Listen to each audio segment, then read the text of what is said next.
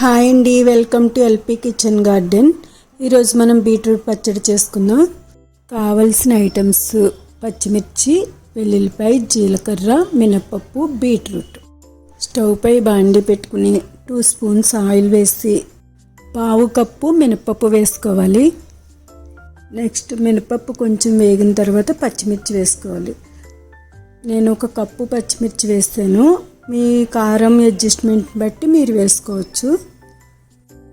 Beetroot peel చేసి clean చేసి chop చేసుకోవాలి. ఇప్పుడు బీట్రూట్ కూడా పచ్చిమిర్చిలో వేసేసుకుందాం. అన్నీ కలిపి ఒకేసారి ఫ్రై అవుతాయి. తరువాత టేస్ట్కి తగినంతగా సాల్ట్ వేసుకోవాలి. ఒకసారి కలిపేసుకుని లిడ్ పెట్టుకుంటే త్వరగా మగ్గుతుంది బీట్రూట్, పచ్చిమిర్చి అవన్నీని. అవి మగ్గిపోయిన తర్వాత 1 స్పూన్ జీరా వేసుకోవాలి. తరువాత 6-7 వెల్లుల్లి రెబ్బలు వేసుకోవాలి.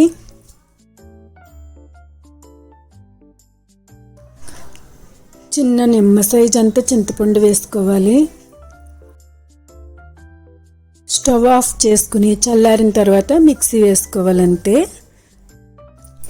కొంచెం వాటర్ వేసుకుని మిక్సీ పట్టుకుంటే చట్నీ బాగుంటుంది. మిక్సీ పట్టిన తర్వాత బౌల్లోకి తీసుకుని తాలింపు వేసుకుందాం. ఆయిల్ వేసుకుని మినపప్పు, ఆవాలు, జీలకర్ర, ఎండుమిర్చి తాలింపు పెట్టుకుని పచ్చడిలో కలిపేసుకోవడమే. అంతే అండి, ఎంతో టేస్టీ అండ్ బీట్రూట్ పచ్చడి రెడీ.